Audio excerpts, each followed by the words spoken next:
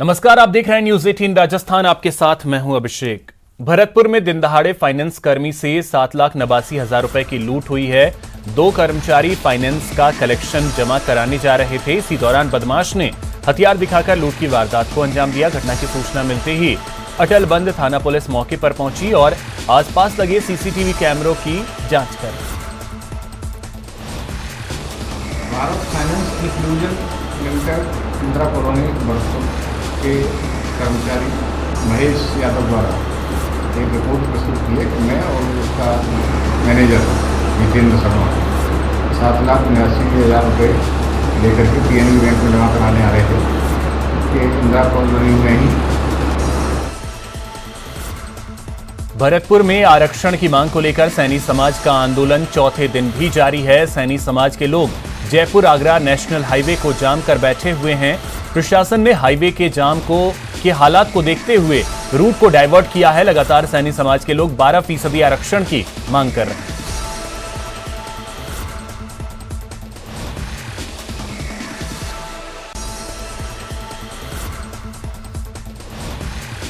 नहीं, अभी कोई वार्ता नहीं हुई।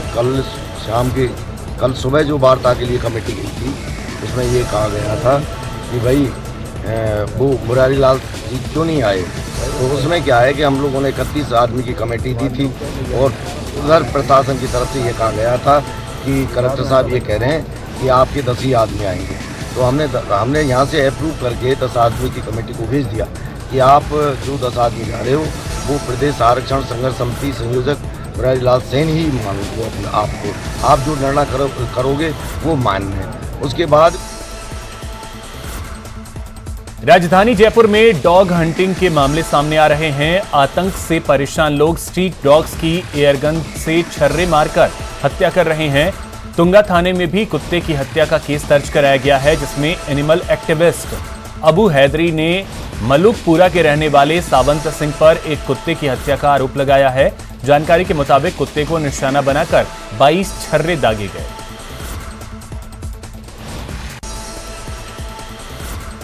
पिछले करीब 127 दिन से धरना दे रहे बेरोजगार होम्योपैथिक चिकित्सक अपनी गुहार लगाने प्रदेश कांग्रेस कार्यालय पहुंचे। यहां उन्होंने मंत्री डॉक्टर महेश जोशी और डॉक्टर सुभाष गर्ग को गुलाब का फूल भेंट कर अपनी पीड़ा सुनाई। चिकित्सकों ने निदेशालय द्वारा 656 पद सृजित करने का प्रस्ताव पिछले साल ही वित्त विभाग को भेज चुका है, लेकिन अब तक इसे मंजूरी नहीं दी गई है। उन्होंने मंत्रियों से इसे मंजूरी दिलवाने का आग्रह किया।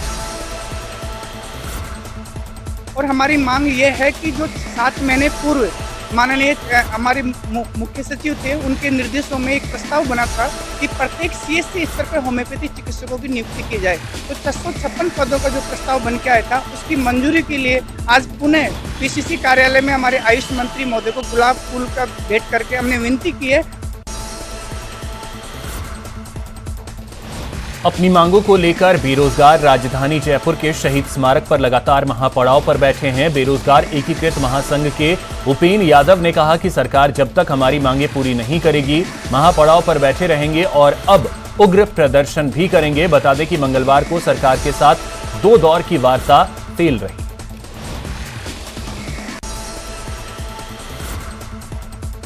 जयपुर के प्रताप नगर थाना इलाके में उस वक्त सनसनी फैल गई जब सड़क किनारे एक शव संदिग्ध अवस्था में मिला। मृतक के भाई ने पुलिस में रिपोर्ट दर्ज कर आरोप लगाया है कि जिस होटल में मृतक काम करता था उसके होटल संचालक और स्टाफ ने उसके भाई की हत्या कर शव को झाड़ी में फेंक दिया।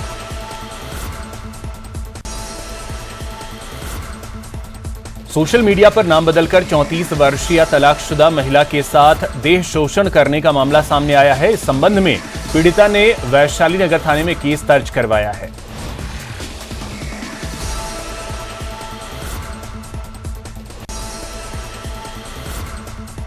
जोधपुर के फलौदी बाप क्षेत्र में अखिल भारतीय जीव रक्षा बिश्नोई सभा, बिश्नोई टाइगर फोर्स और अन्य बिश्नोई समाज के सामाजिक संगठनों के संयुक्त आह्वान पर बिश्नोई समाज का महापड़ाव आयोजित किया गया। बिश्नोई समाज का आरोप है कि सोलर प्लांट की आड़ में बड़ी संख्या में खेजड़ी के पेड़ काटे जा रहे हैं। इसको लेकर बिश्नोई समाज में रोष है और वो इस घटना को बर्दाश्त नहीं करेंगे।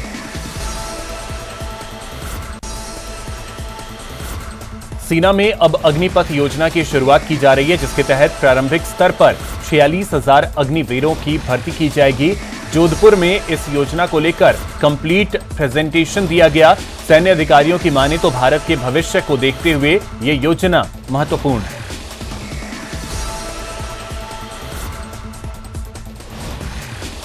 वो अभी जो government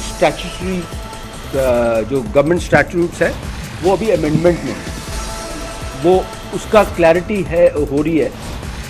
he will not gate पूरा benefits of ex service because इसने 4 साल service, he will not get full benefit. But ये स्टैट्यूटरी जो रिक्वायरमेंट है उसको क्या कहते हैं, गवर्नमेंट स्टैट्यूटरी रिक्वायरमेंट अभी वो अमेंडमेंट किया है। सीना में अग्निपथ योजना के माध्यम से 4 वर्ष के लिए भर्ती का जो ऐलान किया गया है उसका विरोध शुरू हो गया है। आरएलपी के राष्ट्रीय संयोजक और नागौर सांसद हनुमान बेनीवाल ने सरकार के इस निर्णय का पुरजोर विरोध किया है। बेनीवाल ने कहा कि पूर्व की भांति सेना भर्ती हो।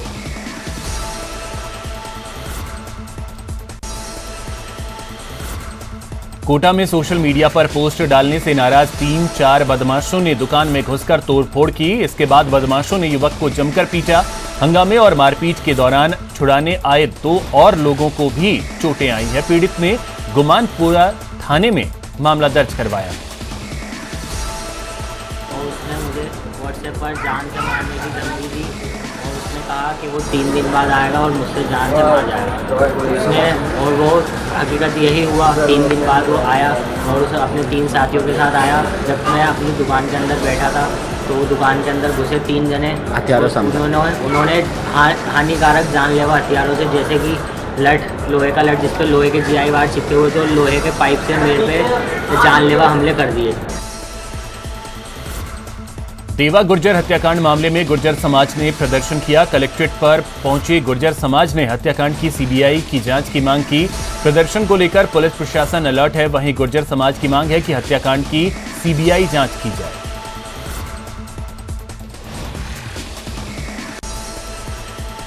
कोटा के ग्रामीण इलाके में अवैध शराब के खिलाफ कार्रवाई करते हुए पुलिस ने 2 आरोपियों को गिरफ्तार किया है। आरोपियों के कब्जे से लोडिंग वाहन में भरी हुई 149 अवैध अंग्रेजी व बियर की पेटियां बरामद की हैं। आरोपी राकेश व महेंद्र कुमार कैथून के अभयपुरा के रहने वाले हैं।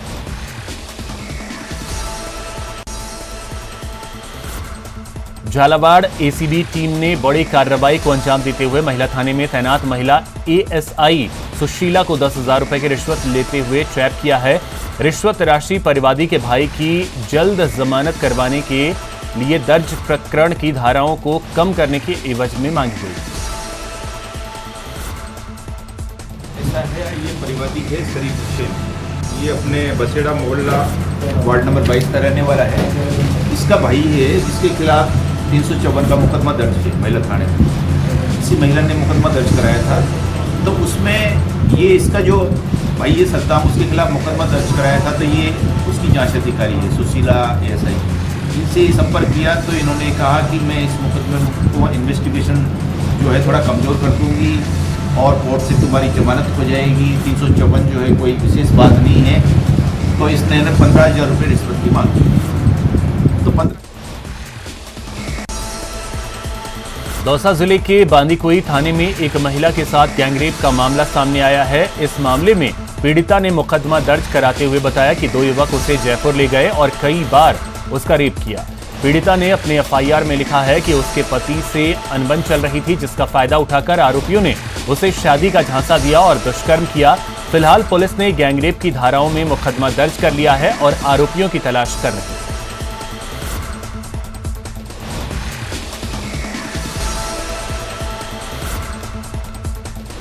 थाना बांदीकुई पर परिवादियों द्वारा उसके साथ में 2 वर्ष से अधिक समय से शादी का झांसा देकर देह शोषण करने का मुकदमा दर्ज करवाया है। मुकदमे में हमने अनुसंधान प्रारंभ कर दिया है और जैसी भी कार्रवाई होगी उसके अनुसार हम इसमें तत्परता से अनुसंधान करते हुए और अनुसंधान पूर्ण करेंगे। दौसा के कुंडेरा डूंगर की बैरवावास ढाणी में 3 छप्परपोश घरों में भीषण आग लग गई, जिसमें घरेलू सामान, नकदी, जेवरात समेत कई सामान जलकर खाक हो गए। मौके पर मौजूद ग्रामीणों ने काफी मशक्कत के बाद आग पर काबू पाया, लेकिन तब तक 3 छप्परपोश घर जलकर पूरी तरह राख हो चुके थे।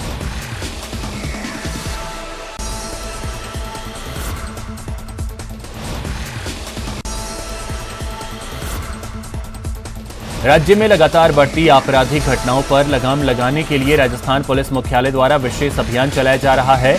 इस अभियान के तहत दौसा पुलिस ने बड़ी संख्या में वांटेड अपराधियों को गिरफ्तार किया है। 20 मई को शुरू हुआ यह अभियान 20 जून तक चलेगा। पिछले 25 दिनों से जारी इस अभियान के तहत दौसा जिले में अब तक 810 अपराधियों को गिरफ्तार किया गया।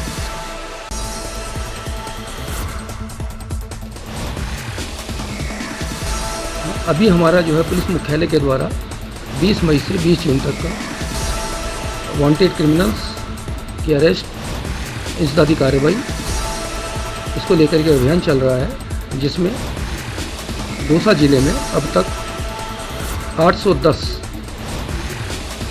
जो वांटेड क्रिमिनल्स हैं उनको अरेस्ट किया जा चुका है और अभी 5 दिन और हैं, उसमें और हम अधिक से अधिक कार्रवाई करेंगे। अलवर में राष्ट्रीय शिक्षक फॉर्म के द्वारा अपनी मांगों को लेकर जिला कलेक्टर को मुख्यमंत्री के नाम ज्ञापन सौंपा गया। इस दौरान टीचर्स ने अपनी मांगों को लेकर कलेक्टर को अवगत कराया। ज्ञापन में टीचर्स ने राजस्थान आवासन मंडल की फ्लैट और भूखंड की कीमतों में पुरस्कृत शिक्षकों को शामिल कर योजना का लाभ देने की मांग की। विभिन्न जो घोषणाएं मुख्यमंत्री जी द्वारा की गई हैं, उन घोषणाओं की क्रियान्वित करवाने के लिए सभी जिलों में इसी तरह से श्रीमान मुख्यमंत्री के नाम जिलाधीशों के द्वारा ज्ञापन दिया जा रहा है। माननीय मुख्यमंत्री जी के द्वारा एक घोषणा की गई थी 2019 में, जिसमें राष्ट्रपति और राज्यपाल पुरस्कार से पुरस्कृत सभी शिक्षकों को रियायती दरों पर आवासीय भूखंड दिए जाएंगे।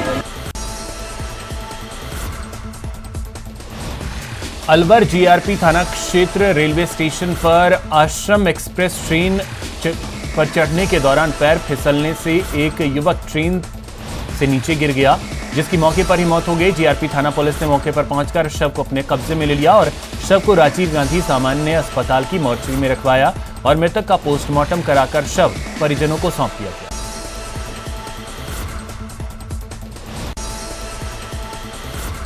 अलवर के बानसूर के वार्ड नंबर 11 में स्थित बागावाला कुएं पर एक खाली सूखे 40 फीट गहरे कुएं में आवारा सांड लड़ाई करते हुए गिर गया। इसकी सूचना ग्रामीणों ने गौरक्षकों की टीम को दी और गौरक्षक की टीम मौके पर पहुंची और ग्रामीणों की भीड़ भी मौके पर जमा हो गई। बाद में स्थानीय लोगों ने और नगरपालिका ने मिलकर सांड का रेस्क्यू किया।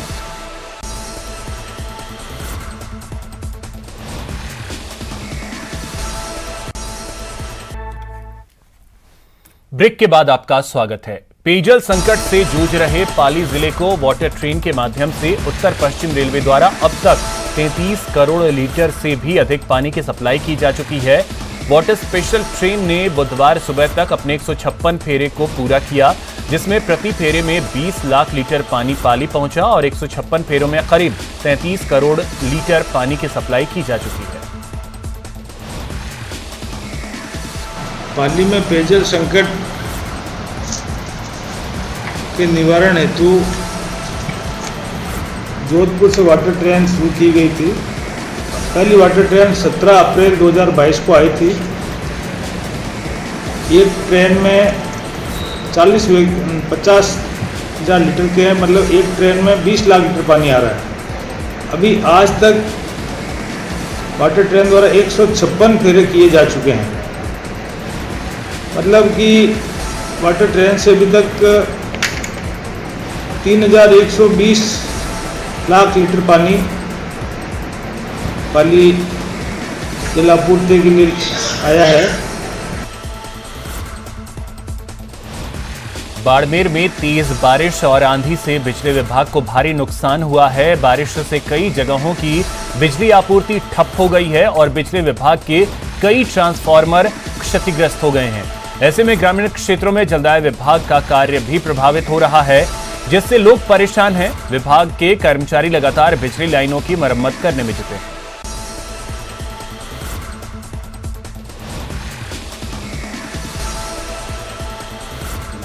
उसके दौरान हमारे कई जगह एक बार 33 kV और 11 kV के फीडर्स पे फॉल्ट आए थे और उससे कई जगह तार भी टूट के गिरे हैं, पोल भी डैमेज हुए हैं। तो उनको पुनः फिर रात को देर तक हम उनको दुरुस्त करते रहे और अभी भी वो दुरुस्तीकरण का कार्य प्रगति पर है और आज शाम तक हम पूरा उनको दुरुस्त कर लेंगे। बाड़मेर के कवास गांव में मंगलवार की देर रात स्कॉर्पियो में आए बदमाश एसबीआई के एटीएम मशीन को उखाड़ कर ले गए। इस वारदात की खबर कस्बे के लोगों को तब लगी जब आज सुबह उनकी नींद खुली। बताया जा रहा है कि इस एटीएम में करीब 38 लाख रुपए कैश लूट थे।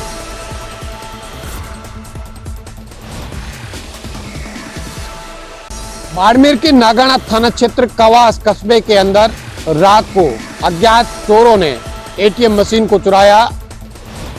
एटीएम मशीन में रखे थे 38 लाख रुपए।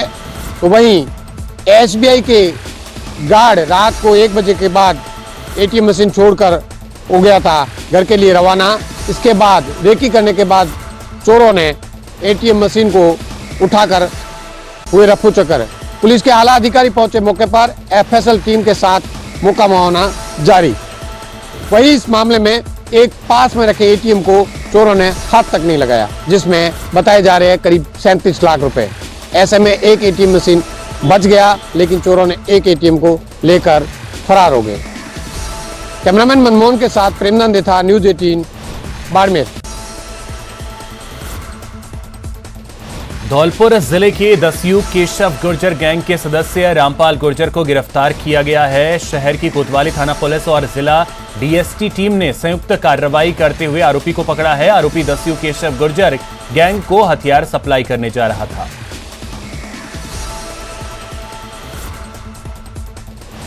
कल रात्रि में डीएसटी पुलिस तथा थाना कोतवाली पुलिस द्वारा रामपाल गुर्जर पुत्र इंदर सिंह गुर्जर देव कपड़ा मोरली को 3 कट्टा तथा कारतूस के साथ गिरफ्तार किया गया है।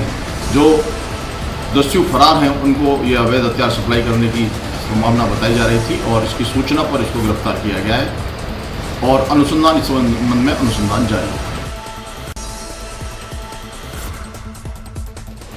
धौलपुर के परौआ गांव के एक घर में पंखे में करंट दौड़ने से हादसा हो गया। करंट की चपेट में आने से मासूम बालक बुरी तरह से झुलस गया, जिसको परिजन अस्पताल लेकर पहुंचे, जहां चिकित्सकों ने बालक को मृत घोषित कर दिया।